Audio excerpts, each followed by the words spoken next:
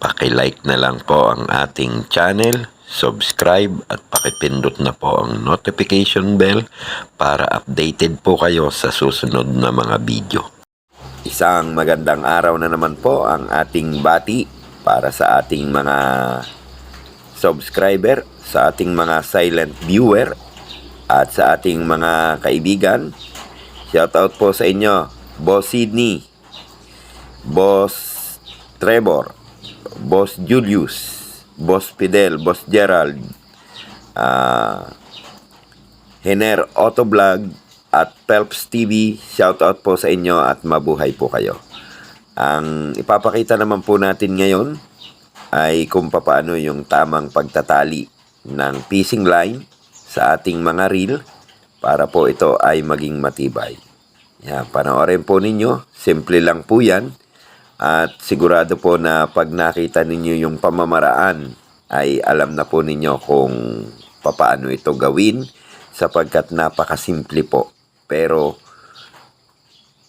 matibay po yung resulta na sigurado na hindi basta matatanggal sa inyong mga reel yung ating mga leather line.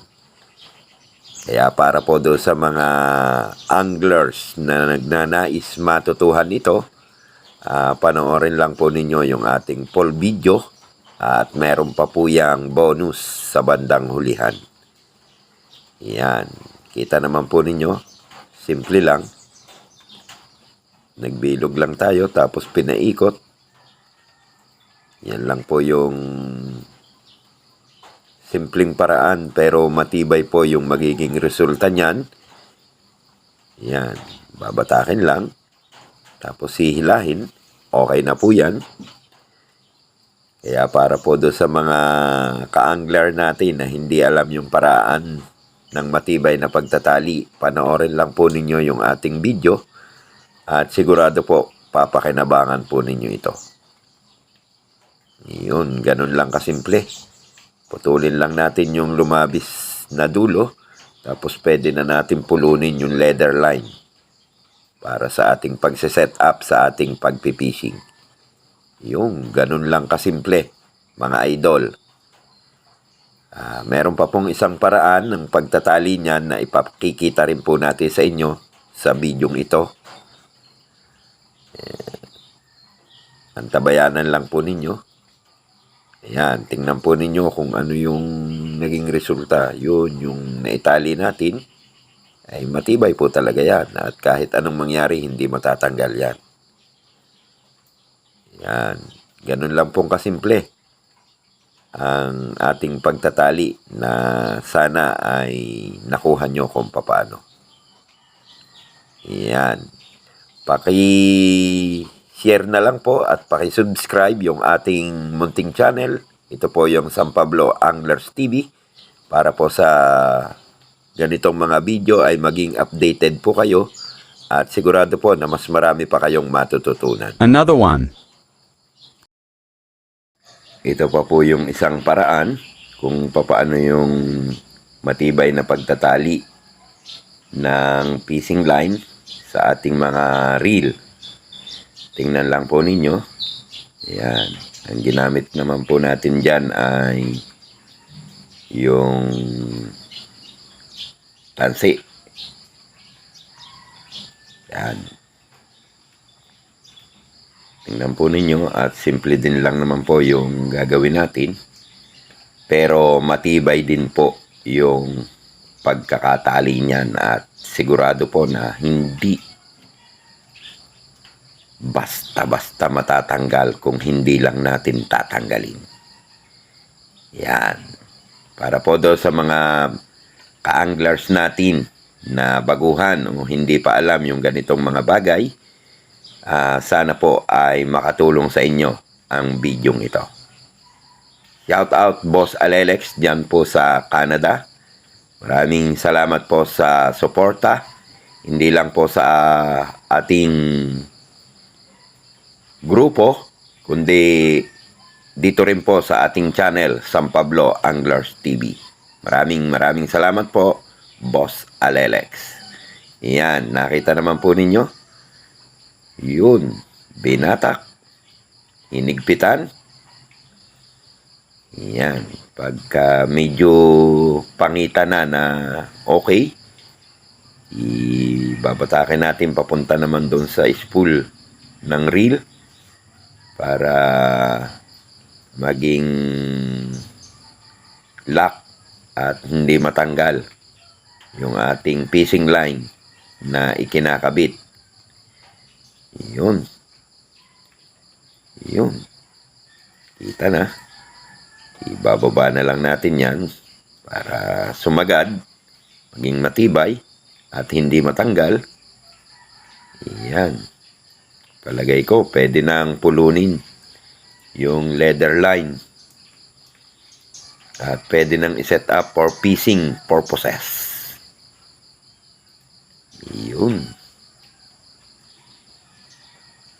Okay na, okay. Testingin kung madaling pulunin.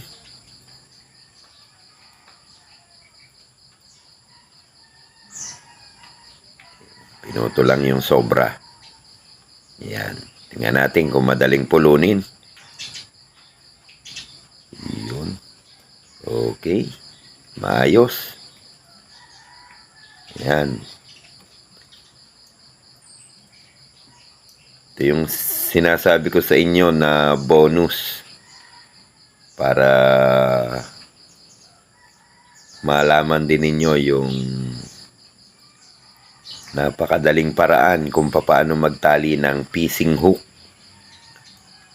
Gamit lang po natin yung ipit ng damit at saka po pardible. Yan.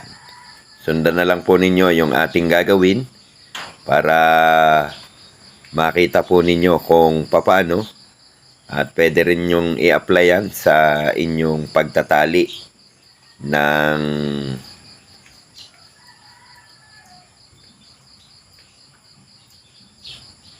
leather line para po sa inyong mga fishing hook. Yan, simple lang naman po yan. Madali lang. At habang pinanonood po ninyo kung paano, ay humihingi po tayo ng suporta sa ating mga manonood na sana po ay isubscribe nyo yung ating channel, San Pablo Anglers TV. I-share na rin po ninyo at pakipindot na rin po ang notification bell para updated po kayo sa ganitong mga klase ng video, mga fishing adventure, mga video na marami po kayong matututunan. Kaya maraming salamat po sa inyong palagiang suporta at panonood ng ating mga video. Salamat mga idol at mabuhay po kayo.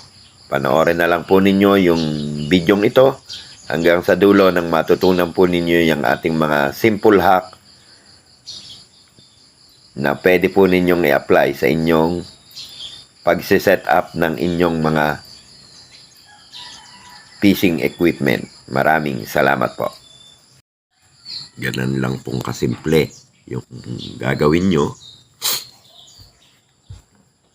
Kaya lang po maganda yung ganito. Kahit kaya naman po ng kamay lang, maganda po yung ganito kasi merong parang may tagahawak na rin tayo at hindi basta-basta dumudulas yung leather line na ginagamit natin.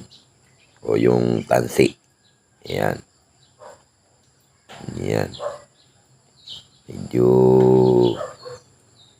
dinamihan natin yung ikot para siguradong matibay. Para hindi siya matatanggal. Kahit malaking isda yung mahuli natin. Yan po ay simple pero matibay. Kaya pwede rin po ninyong i-apply sa inyong pagtatali ng inyong mga fishing hook. Yung isinuot.